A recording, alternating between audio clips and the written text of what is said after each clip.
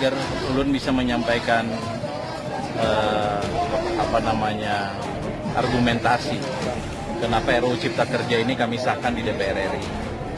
Karena ulun pikir tidak ada yang lebih absah untuk menjelaskan ini selain kami anggota DPR. Aksi yang dilakukan hari ini itu sebetulnya tertujukan kepada kami anggota DPR. Tapi ulun jujur, ulun sudah nunggu lebih dari 45 menit, masa ini tidak mengizinkan ulun untuk bicara. Jadi dari sisi etikat baik kami sebagai anggota DPR RI, Dapil Kalimantan Selatan, kami sudah melakukan etikat baik itu. Niat baik itu. Tapi adinda-adinda sekalian para mahasiswa ini tidak berkenan memberikan kami kesempatan. Bagi ulun, ini penting diketahui oleh masyarakat Kalimantan Selatan bahwa kami sudah membuka diri. Ini masa reses, ulun sudah berada di Kalsel dan ulun siap untuk berdiskusi dan menyampaikan apa itu persoalan RUU Cipta Kerja. Termasuk kenapa RUU ini harus kami sahkan.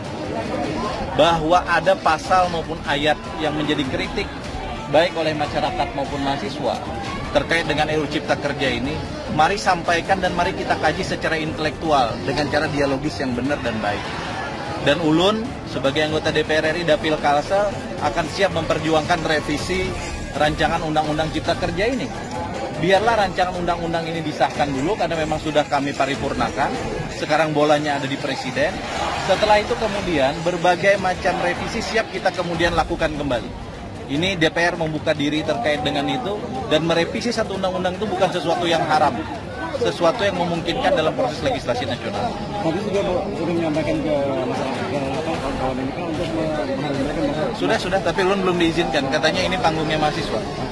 Alasan mereka apa? Tidak? Ya begitu aja, karena ini panggungnya mahasiswa.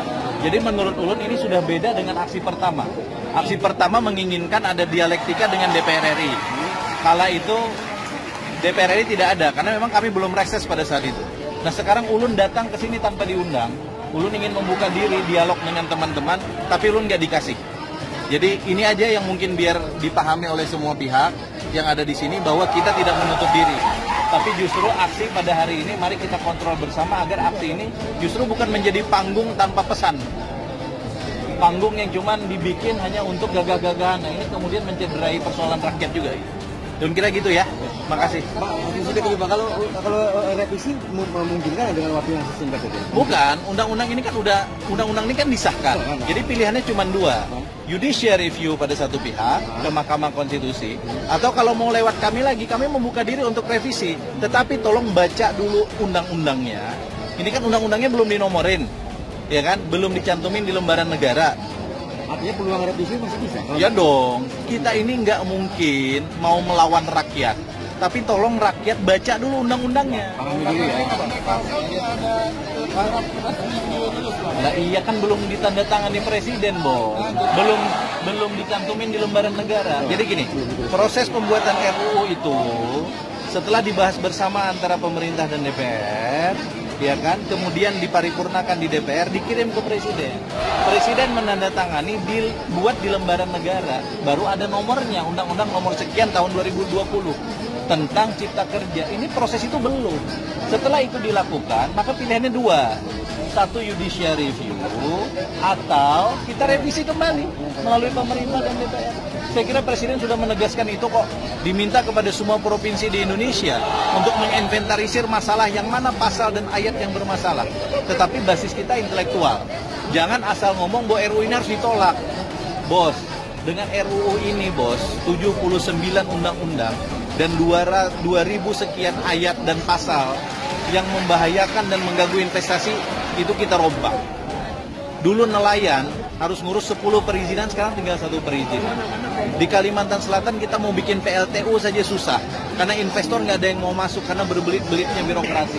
Kita pangkas persoalan itu. Tapi benar nggak kewenangan ada pusat yang baru ini? Oh ya, sentralisasi untuk hal-hal yang memang selama lebih dari 20 tahun ternyata tidak efektif di daerah diambil alih oleh pusat. Contoh pertambangan. Provinsi kabupaten seenaknya mengeluarkan IUP di atas tanah hutan misalnya.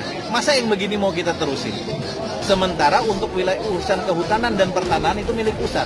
Biar terjadi sinkronisasi, ditarik. Tetapi provinsi kabupaten masih punya kewenangan nggak? Masih.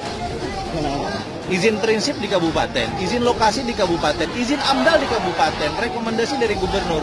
Tapi kewenangannya itu sesuai dengan proporsi masing-masing.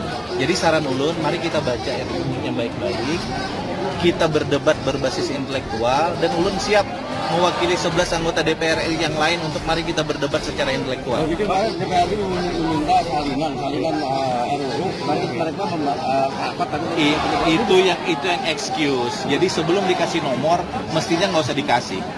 Kalau yang berbagai versi itu gimana ya? Itu kan draft di pembahasan balik, berubah-ubah di balik karena sekarang teknologi digital terlalu mudah. Ada kadang anggota balik baru bahas share, dikirim kemana-mana. Nanti bahas lagi besok di share lagi gitu.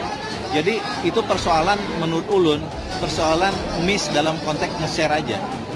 Tapi bahwa itu sudah fix, sudah, dan sekarang bolanya ada di tangan presiden, presiden tanda tangan dan dikasih nomor.